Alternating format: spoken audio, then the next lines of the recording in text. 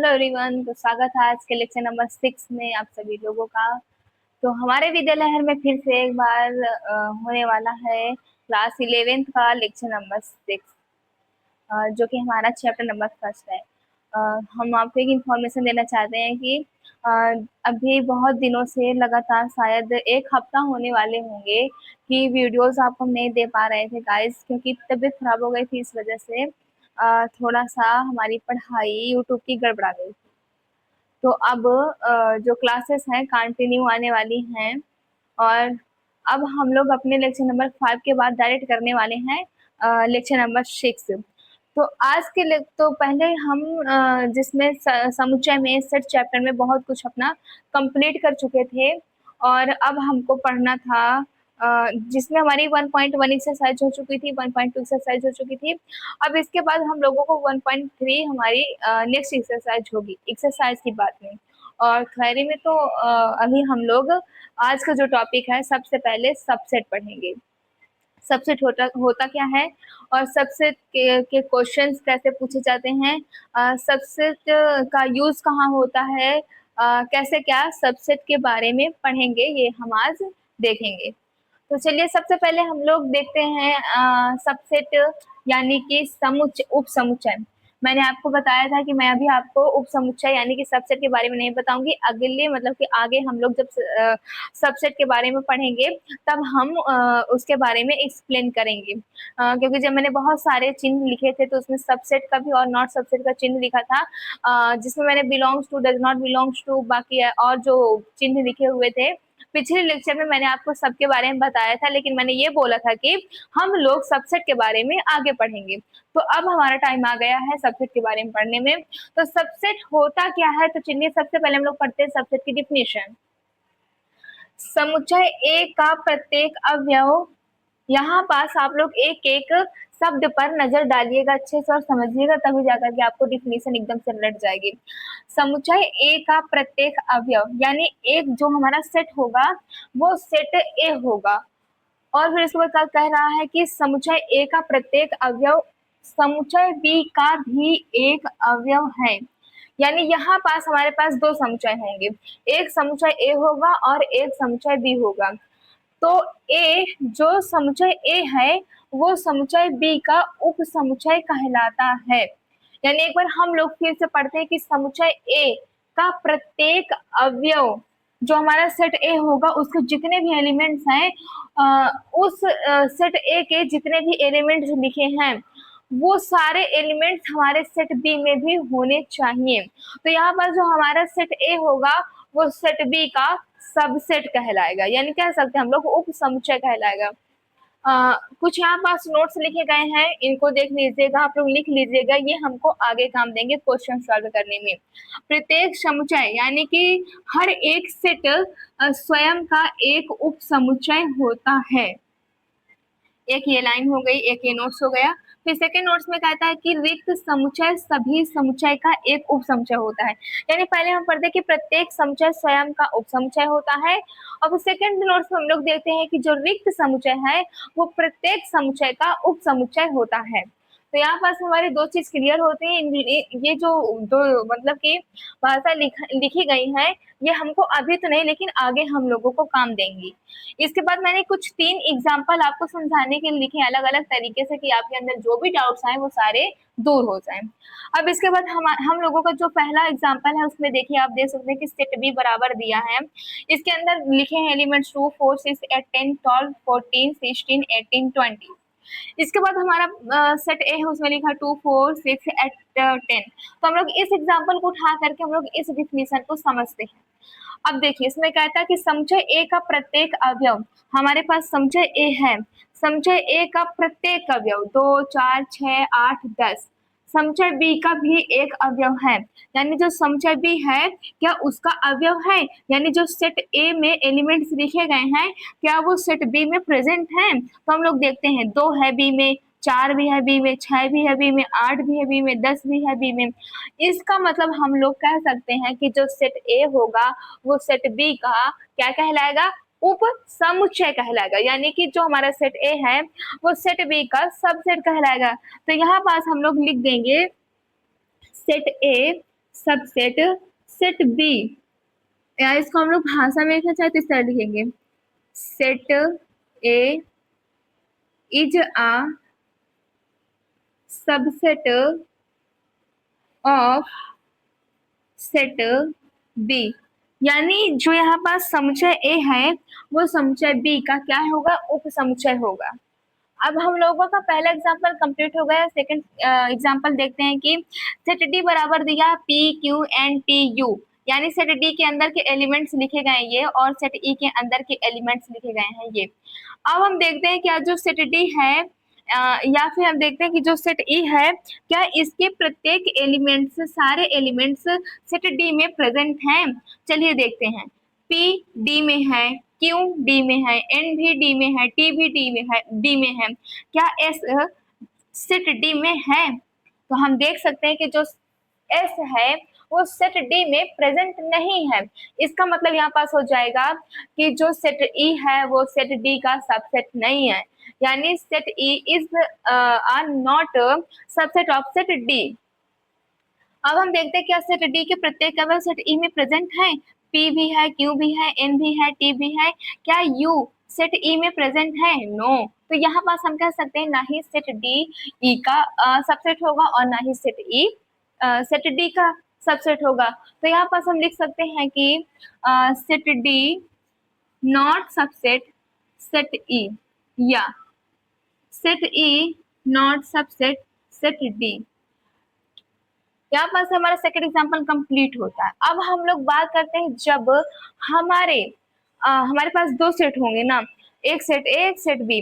जब हमारा सेट ए है जो उसके प्रत्येक अवयव सेट बी में हो और सेट बी के भी प्रत्येक अवयव सेट ए में हो, तो उस कंडीशन में हम लोग क्या करेंगे? तो चलिए हम लोग उस एग्जांपल को भी देख लेते हैं। हमारे पास सेट ए है, सेट ए में एलिमेंट्स 1 2 3 4 5 6 लिखे गए हैं, सेट बी में एलिमेंट्स 1 2 3 4 5 6 लिखे गए हैं। अब यहाँ पास हमको देखने को ये मिल रहा है कि सेट ए के प्रत्येक एलिमेंट सेट बी में प्रेजेंट है एंड सेट बी के प्रत्येक एलिमेंट सेट ए में प्रेजेंट है। अब हम लोग यहाँ पास बात कह सकते हैं कि जो हमारा सेट ए है वो सबसेट है सेट बी का, इसको हम लोग लिख सकते हैं। और इसके बाद हम लोग इस तरह भी लिख सकते हैं, सेट बी सबसेट है सेट ए का, या हम लोग इसको और भी एक तरीके से लिख सकते हैं, जो हमारे पास सेट ए है वो बराबर है सेट बी के, या सेट बी है वो बराबर है सेट ए के। सेट ए सबसेट है सेट बी का क्योंकि सेट ए के प्रत्येक अवयव सेट बी में उपस्थित है, सेट बी सबसेट है सेट ए का क्योंकि सेट बी के प्रत्येक अवयव सेट ए में उपस्थित है। हम इसको और भी तरीकों से लिख सकते हैं, सेट ए बराबर है सेट बी के क्योंकि सेट ए में जितने एलिमेंट्स हैं वो सेट बी में भी है और सेट बी में जितने एलिमेंट्स हैं वो सेट ए में भी है। हम इसको एक और तरीके से भी लिख सकते हैं, जो यहाँ पास हमारा सेट ए होगा वो सबसेट और इक्वल टू होगा सेट बी के, क्योंकि जो सेट ए है वो सेट बी का सबसेट भी है और सेट बी के बराबर भी है। तो हम लोग ऐसे कंडीशन में क्या करते हैं, इक्वल टू का मार्क लगा देते हैं। और हम लोग इसको ऐसे भी लिख सकते हैं, सेट बी सबसेट और इक्वल टू सेट ए। यहाँ पास से हमारे तीनों एग्जाम्पल कंप्लीट होते हैं कि कैसे जब हमारे सारे एलिमेंट्स मतलब कि सेट ए के सेट और सेट बी दोनों बराबर होंगे तब क्या करेंगे, और सेट ए सेट बी और जैसे कि सेट डी और सेट ई मतलब कि अलग अलग होंगे तब हम लोग क्या करेंगे, और कैसे जब सेट ए के प्रत्येक एलिमेंट सेट बी में हों तब हम लोग क्या करेंगे। तो हम लोग 3 एग्जाम्पल्स लेकर के समझ चुके हैं। चलिए अब हम लोग आगे बात करते हैं अपने अगले टॉपिक की। चलिए अब हम लोग बात कर लेते हैं कुछ बेसिक नॉलेज के बारे में। तो कैसे हम लोग कुछ मतलब कि फार्मूले सीखते हैं जिससे हमारे आगे के क्वेश्चन सॉल्व होंगे। तो आपके सामने लिखा गया है कि अंतराल आर के उपसमुच्चय के रूप में, तो इस मतलब कि जो कंडीशन बताई जा रही है इसमें कैसे मतलब कि हम लोग कब विवृत अंतराल का यूज करेंगे और कब हम लोग संवृत अंतराल का यूज करेंगे। मतलब उसको हम लोग कैसे इंटरवल कौन से इंटरवल में हम लोग चेंज करेंगे। जब लिखा हो ए जो मतलब कि एक्स है वो ग्रेटर देन हो ए एंड लेस देन हो बी, तो इस कंडीशन में हम लोग क्या करते हैं, जब ग्रेटर देन और लेस देन होता है तो हम लोग विवृत अंतराल का यूज करते हैं। ऐसे आ जाएगा हमारे पास विवृत अंतराल, इसको हम लोग बोलते हैं विवृत अंतराल। तो इसके अंदर हम लोग लिख देंगे ए कॉमा बी, जब हमारे पास ग्रेटर देन और लेस देन हो तब हम लोग विवृत अंतराल का यूज करते हैं। और सुनिए, जिसका मान जब हमारे पास लेस देन हो और ग्रेटर देन हो, और मतलब कि जिसमें हम लोग विवृत अंतराल आ जाए, तो इसका मतलब हमें वो मान नहीं चाहिए, उसे हम छोड़ देंगे। और उसके बीच की जितने भी संख्याएं हैं हमें उनका मान ज्ञात करना है। मान लीजिए कि जैसे हमारे पास इस तरह दिया है 2, 9 और वहां पास लगा है विवृत अंतराल, तो यहाँ पास हम क्या करेंगे, तो 2 और 9 को छोड़ देंगे, इनके बीच की जितनी भी संख्या है उनको लिख लेंगे 3, 4, 5, 6, 7, 8, और हम लोग 9 को नहीं लिखेंगे क्योंकि यहाँ पास विवृत अंतराल लगा हुआ है। अगर यही पास कहीं हमारे पास सन्वृत अंतराल लग जाए तो हम लोग 2 को भी लेंगे और 9 को भी लेंगे। 2, 3, 4, 5, 6, 7, 8, 9, क्योंकि यहाँ पास सर्वत अंतराल लगा है। तो हमें कब कैसे मतलब कि सर्वत अंतराल में क्या करना है, विवृत अंतराल में क्या करना है, वही हम लोग पढ़ेंगे कि मतलब कि सर्वत अंतराल कब होगा और विवृत अंतराल कब होगा। तो यहाँ पास जब ग्रेटर देन और लेस देन होगा तो हम लोग यहाँ पास विवृत अंतराल का यूज करेंगे। और जब विवृत अंतराल आ जाता है इसका मतलब हम लोगों को बी और ए की वैल्यू नहीं चाहिए, तो यहाँ पास हम क्या करते हैं, होलो सर्कल का यूज करते हैं। अब होलो सर्कल क्या होता है, ऐसे करके ऐसे ऐसे ऐसे ऐसे इसको फिल कर दिया जाता है, इसको हम लोग बोलते हैं होलो सर्कल। यानी कि हमें ए और बी का मान नहीं चाहिए, इसके बीच की जितनी भी संख्याएं हैं वो हमें चाहिए। अब बात करते हैं हम लोग सेकेंड स्टेप की। अब इसमें लिखा है कि x ग्रेटर देन और equal to a and x less than b। अब यहाँ पास अब आप देख सकते हैं क्या डिफरेंट है, यहाँ पास इक्वल टू नहीं लगा, यहाँ पास इक्वल टू लगा है। अब जब इक्वल टू लग जाता है तो हम लोग यहाँ पास सर्वत अंतराल का यूज करते हैं, ना कि विवृत अंतराल का यूज करते हैं। और जब हम लोग सर्वत अंतराल का यूज करेंगे तो वहां पास हमें ए की वैल्यू चाहिए। तो इसका मतलब हम लोग यहाँ पास जैसे सर्वत अंतराल लगा हुआ है, यहाँ हम लोग बिल्ड सर्कल का यूज करेंगे। बिल्ड सर्कल को ऐसे बना देते हैं, उसको हम लोग फिल नहीं करते हैं। और अब हम देख सकते हैं कि जो मतलब कि बी है वो मतलब जो एक्स है वो लेस देन है बी के, तो यहाँ पास हमको बी की वैल्यू नहीं चाहिए क्योंकि यहाँ पास हमारे पास इक्वल टू नहीं लगा है। यहाँ पास होगा हमारे पास विवृत अंतराल। विवृत अंतराल में मैंने आपको बता दिया, वहां पास हम लोग होलो सर्कल यूज करते हैं, और जहाँ पास होलो सर्कल लग जाता है जिसके ऊपर, उसका मान हमें नहीं चाहिए होता है। और अब इसके बाद हम लोग सेकेंड स्टेप की बात करते हैं। और हाँ, इसमें क्या करेंगे, हम लोग सर्वत अंतराल कर देंगे क्योंकि हमें यहाँ पास ए की वैल्यू चाहिए, क्योंकि ये जो यहाँ पास इक्वल टू लगा है, यानी कि जो एक्स है वो मतलब कि ए से मतलब कि बड़ा होना चाहिए या एक्स के बराबर होना चाहिए, तो इसका मतलब कि यह ए के बराबर होना चाहिए, तो इसका मतलब हमें यहाँ पास ए की भी वैल्यू चाहिए। यहाँ पास हमें ए को भी रखना है और यहाँ पास हमको बी को नहीं रखना, तो इसलिए हम यहाँ पास विवृत अंतराल लगा देंगे। क्योंकि यहाँ पास बोला कि जो x की वैल्यू है वो b से क्या होनी चाहिए, छोटी होनी चाहिए, तो यहाँ पास हम b को लगा रख देंगे तो हमारा क्वेश्चन गलत नहीं हो जाएगा, गलत हो जाएगा। तो यहाँ पास हम लोग लगाएंगे विवृत अंतराल। आप लोग कोष्टक को ध्यान पूर्वक देखिएगा, गलती नहीं कीजिएगा वरना आपकी एक गलती से आपका भविष्य चौपट हो सकता है। फिर हम लोग बात करते हैं सेकंड स्टेप की। अब देखिए इसमें इक्वल टू नहीं लगा, इसमें इक्वल टू लगा है, मतलब कि जो x है वो ग्रेटर देन है a के और लेस देन है और इक्वल टू b। यानी यहाँ पास हम देख सकते हैं कि यहाँ पास लेस देन नहीं लगा, तो यहाँ पास हम लोग किसका यूज करेंगे, होलो सर्कल का। होलो सर्कल जिसके ऊपर लग जाता है उसका मान हमें नहीं चाहिए होता है। अब इसके बाद हमारे पास यहाँ पास इक्वल टू लगा, तो इसका मतलब हमें इसका मान चाहिए, यहाँ पास हम लोग बिल्ड सर्कल का यूज कर देंगे। अब हम कैसे इसको इंटरवल में चेंज करते हैं, तो अब हमें इसका मान तो चाहिए नहीं ए का, तो हम यहाँ पास विवृत अंतराल का यूज करेंगे ए, और यहाँ पास हमको b का मान चाहिए क्योंकि वो कह रहा है कि जो x की वैल्यू है वो b से छोटी या b के बराबर होनी चाहिए, तो यहाँ पास हम लोग ऐसे लिखेंगे। अब इसके बाद जो चौथा स्टेप है वो बोलता है कि x ग्रेटर देन a और इक्वल टू, और इसके बाद बोला है कि x है जो मतलब कि लेस देन b और equal to b, less than और इक्वल टू b। यानी यहाँ पास हमें जो x की वैल्यू निकालना है वो a से बड़ी मतलब कि छोटी होनी, मतलब कि a से बड़ी होनी चाहिए या फिर a के बराबर होनी चाहिए, और जो x की वैल्यू वो b से छोटी होनी चाहिए या फिर b के बराबर होनी चाहिए।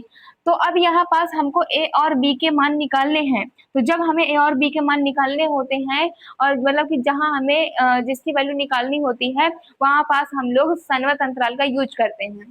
तो अब हम इसको कैसे इंटरवल में चेंज करेंगे,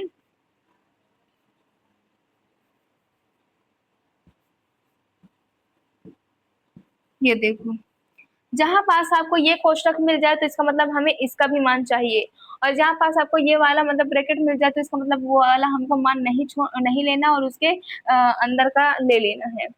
तो आपको बात समझ में आ गई होगी कि कैसे मैं आपको बता रही हूँ, मैं आपको क्या बताने की कोशिश कर रही हूँ। इसको हम लोग क्यों पढ़ रहे हैं समझिए आप। मान लीजिए हमारे पास हम पहले नंबर उठाते हैं, पहला नंबर यहाँ पास हमसे बोला है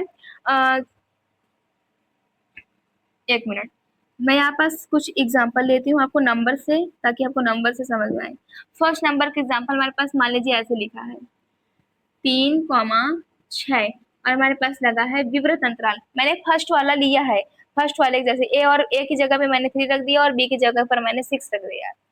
तो यहाँ पास हम लोग क्या लिखेंगे, तो यहाँ पास हमारा जो मतलब कि बनकर तैयार होगा, इसका मतलब हमें क्या लिखना है, यहाँ पास 3 नहीं लिखना, क्योंकि इसके यहाँ पास हमारे पास विवृत अंतराल लगा है। विवृत अंतराल में क्या होता है कि हमें उसकी वैल्यू छोड़ करके उनके बीच की जो वैल्यू होती है हमें वो चाहिए, या फिर उनके आगे की जो वैल्यू होती है वो चाहिए। क्योंकि यहाँ पास बोला कि जो एक्स की वैल्यू है वो ए से बड़ी होनी चाहिए और ए नहीं होनी चाहिए, और ए की जगह में हमने क्या रखा है, 3 रखा है। तो यहाँ पास जो मतलब कि एक्स की वैल्यू है वो 3 से बड़ी होनी चाहिए, 3 से छोटी नहीं होनी चाहिए, या फिर 3 नहीं होनी चाहिए।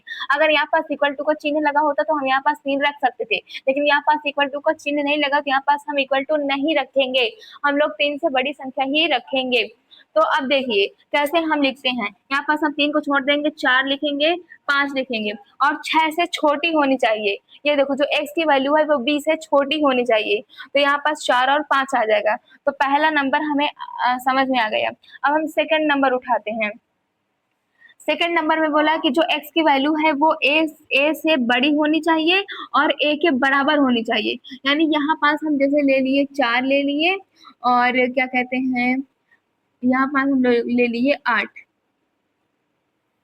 अब देखो अब यहाँ पास लगा है सन्वत अंतराल। सन्वत अंतराल का मतलब होता है जो अब यहाँ पास बोला कि x की वैल्यू a से बड़ी होनी चाहिए या a के बराबर होनी चाहिए। तो इक्वल टू का मतलब कि यहाँ पास हमने a की जगह में 4 ले लिया, यानी हमें 4 लिखना है।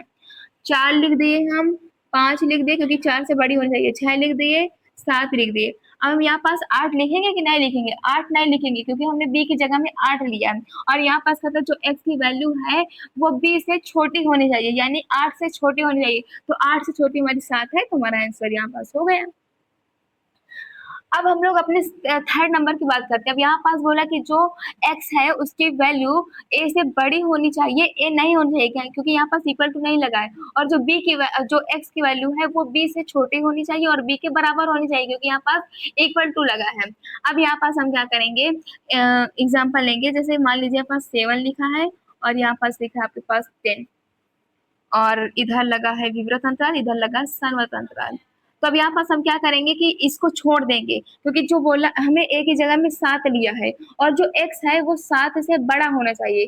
तो 8 हो जाएगा, 9 हो जाएगा, और क्या कहते हैं, अब देखिए x की वैल्यू, अब हमने b की जगह में 10 लिया है और ये कहता है जो x की वैल्यू है वो b से छोटी होनी चाहिए और b के बराबर होनी चाहिए।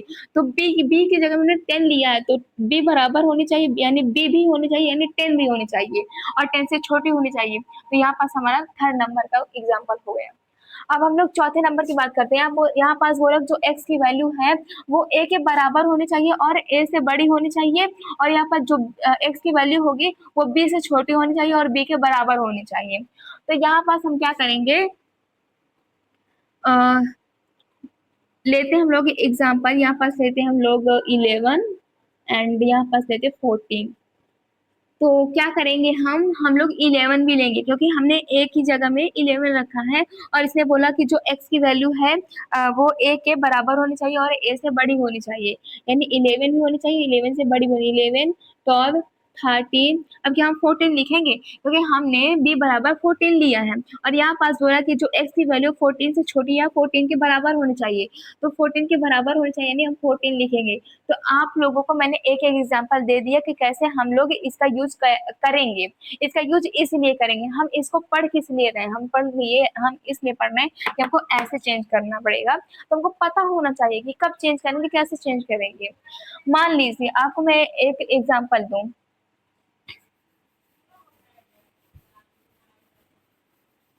देखिए ये आपका घर हो गया, यह आपका घर हो गया और ये भी आपका घर हो गया। देखिए जब यहाँ पास इक्वल टू या क्या कहते, अरे वो क्या कहते हैं, ग्रेटर देन या लेस देन का यूज हो तो हम लोग विवृत अंतराल का यूज करेंगे। अच्छे से समझिएगा, इसको लिख भी लीजिए, आप नोट कर लीजिए। जब ग्रेटर देन या इक्वल टू का चिन्ह हम लोग देखेंगे कि यहाँ पास है लगा है, जब ग्रेटर देन और लेस देन होगा तो हम लोग विवृत अंतराल का यूज करेंगे, इस वाले कोष्टक का हम लोग यूज करेंगे। हाँ, और जब ग्रेटर देन इक्वल टू या लेस देन इक्वल टू होगा तो वहां पास हम लोग क्या करेंगे, संवर्त अंतराल का यूज करेंगे। अब क्या डिफरेंट होता है इन दोनों में, हम उसको अच्छे से समझते हैं। जब विवृत अंतराल होगा तो ये जो आपके घर की बॉर्डर है, ये जो आपके घर की बॉर्डर है वो बॉर्डर आपकी नहीं होगी, और जो उस बॉर्डर के अंदर का सब कुछ है वो आपका होगा, यानी ये सब होगा आपका, सिवाय बॉर्डर को छोड़ करके। बॉर्डर आपकी नहीं होगी। जब हम लोग विवृत अंतराल में पढ़ेंगे तो वहां पास हमारी बॉर्डर नहीं होगी, हमारा बॉर्डर पर कोई अधिकार नहीं होगा, हम सिर्फ बॉर्डर के अंदर पर अपना अधिकार जमा सकते हैं। और जब हमारे पास ये सर्वत अंतराल होगा तो वहां पास घर की बॉर्डर भी हमारी होगी, यानी घर के बॉर्डर में भी हमारा हिस्सा होगा, वहां पर हम अपना हिस्सा लगा देंगे, और घर के अंदर भी हमारा हिस्सा होगा जब संवर्त अंतराल होगा। मान लीजिए कि यहाँ पास 3 है और यहाँ पास 6 है और ये विवृत अंतराल लगा है, तो मैंने बॉर्डर की बात ये 3 और 6 से की है, क्योंकि 3 बॉर्डर है और 6 बॉर्डर, ये किनारे किनारे की संख्या, जो किनारे होते हैं उसे बॉर्डर बोलते हैं, यानी हमारा बॉर्डर पर कोई अधिकार नहीं, हम बॉर्डर को छोड़ देंगे, बॉर्डर के अंदर की चीज लेंगे। तो बॉर्डर के अंदर की चीज क्या है, 4 है, 5 है, और ये 3 और 6 ये बॉर्डर है, ये 3 और 6 ये बॉर्डर है, तो इन पर हमारा कोई अधिकार नहीं होगा जब हमारे पास ये विवृत अंतराल होगा। और यहाँ पास 3 और 6 है लेकिन यहाँ पास संवर्त अंतराल लगा है, तो यहाँ पास हम क्या करेंगे कि जो संवर्त अंतराल में होता है यहाँ पास हमारे बॉर्डर में होती है, मैंने आपको बताया ना, जब संवर्त अंतराल होगा तो बॉर्डर में भी हमारा अधिकार होगा और बॉर्डर के अंदर भी अधिकार होगा, तो हम बॉर्डर को साथ में लेकर चलेंगे, 3, 4, 5 और 6। तो उम्मीद है कि आपको बहुत अच्छे से समझ में। चलिए अब हम लोग बात करते हैं अपने सार्वत्रिक समुच्चय के बारे में, यानी यूनिवर्सल सेट। सार्वत्रिक समुच्चय होता क्या है, यानी कि एक ऐसा समुच्चय जिसमें सभी समुच्चय के अवयव उपस्थित हो, इसे मतलब कि उसे सार्वत्रिक समुच्चय कहते हैं, इसे यू से प्रदर्शित करते हैं। यानी कि एक ऐसा सेट हो जिसमें मान लीजिए कि हमारे पास सेट ए है, सेट बी है, सेट डी है, और यहाँ पास सेट ए के एलिमेंट्स ऐसे लिखे गए हैं 1, 0, 3, 4, और सेट बी के एलिमेंट्स ऐसे लिखे गए हैं 3, 2 ऐसे, और सेट डी के एलिमेंट्स लिखे गए हों 5 और 1। अब मान लीजिए यहाँ पास हमारे पास 3 सेट है ए बी डी, और एक ऐसा समुच्चय होना चाहिए जिसमें इन तीनों सेट के अवयव उपस्थित हों, यानी इन तीनों के, सेट ए के भी, सेट बी के भी, सेट डी के भी, तीनों के समुच्चय उपस्थित हो। एक ऐसा समुच्चय हो जिसमें इन तीनों सेट के समुच्चय उपस्थित हो, उसे हम क्या बोल देंगे, सार्वत्रिक समुच्चय बोल देंगे। यानी कि एक ऐसा समुच्चय जिसमें सभी समुच्चय के अवयव उपस्थित होते हैं उसे हम क्या बोलते हैं, सार्वत्रिक समुच्चय बोलते हैं। देखो सेट ए है, सेट बी है, सेट डी है, तो लोग एक ऐसे समुच्चय का निर्माण करते हैं। मान लीजिए हमारे पास सेट ई है, यहाँ पास 0 हो, 1 हो, 2 हो, 3 हो, 4 हो, 5 हो। हाँ, अब देखो क्या जो ई है इसमें सेट ए के एलिमेंट्स है, 1 है, 1 है, 0 है, 0 है, 3 है, 3 है, 4 है, 4 है। सेट बी के एलिमेंट्स है 3 है, 3 है, और 2 है, 2 है, और सेट डी के पांच है, एक है, यानी कि एक ऐसा समुच्चय जिसमें सभी समुच्चय के क्या उपस्थित हो, अवयव उपस्थित हो, उसे हम क्या बोलते हैं, सार्वत्रिक समुच्चय बोलते हैं। तो यहाँ पास से हमारा लेक्चर नंबर 6 कंप्लीट होता है गाइस, और आपको नेक्स्ट लेक्चर नंबर मिलने वाला है 7। तो उसमें हम लोग क्या करेंगे, अपनी एक्सरसाइज 1.3। रात ज्यादा हो चुकी गाइस, मुझे नींद लगी है, तो आप लोग इंतजार कीजिएगा लेक्चर नंबर 7 का, जिसमें हम लोग कंप्लीट करेंगे अपने एनसीईआरटी एक्सरसाइज 1.3। तो तब तक के लिए सभी लोगों को नमस्ते।